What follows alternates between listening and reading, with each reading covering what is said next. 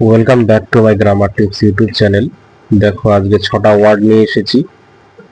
বাক্য লেখার ক্ষেত্রে এবং বলার ক্ষেত্রে ভালো ভালো শব্দ প্রয়োগ করা এবং সঠিক সময়ে সঠিক শব্দ ব্যবহার করা খুবই গুরুত্বপূর্ণ।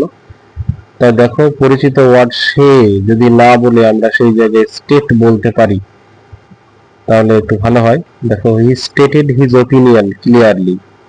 যদি বলতাম he said his opinion clearly সেটাও হতো, কিন্তু যদি বলা হয় হি স্টেটেড হিজ ওপিনিয়ন ক্লিয়ারলি সেটা একটু ভালো হয়, যে সে তার মতামতটা, ধারণাটা সে ক্লিয়ার ভাবে বলেছিল।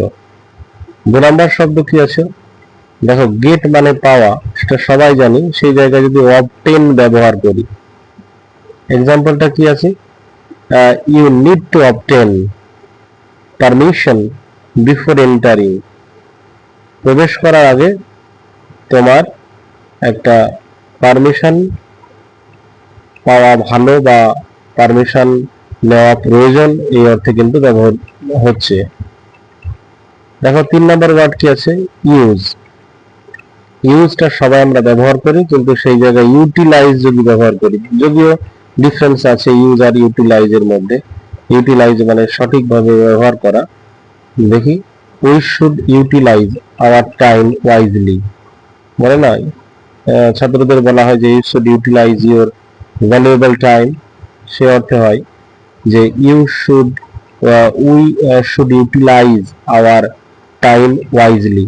আমরা বুদ্ধিমত্তার সঙ্গে খুব সচেতনভাবে আমাদের উচিত সময়টাকে কাজে লাগানো।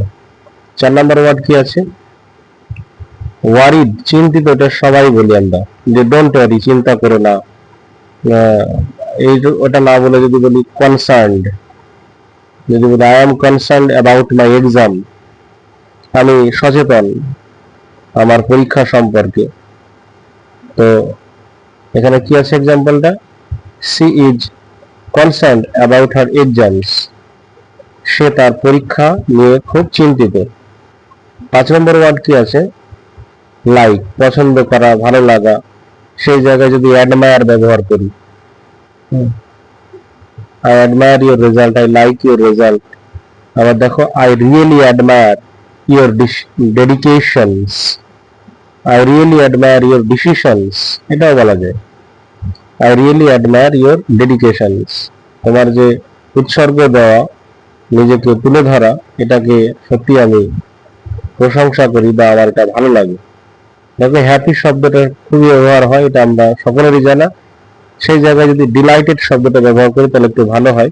যেমন আই এম হ্যাপি না বলে I am delighted to meet you, হয় না? Nice to meet you, I am happy to meet you. সেই জায়গায় যদি বলি I am delighted to meet you, দেখা হয়ে আমার খুব ভালো লাগলো বা খুশি লাগলো। তাহলে দেখো, সে এর জায়গায় স্টেট, গেটের জায়গায় অবটেন, ইউজের জায়গায় ইউটিলাইজ, ওয়ারিডের জায়গায় কনসার্ন, লাইকের জায়গায় অ্যাডমায়ার, হ্যাপির জায়গায় ডিলাইট।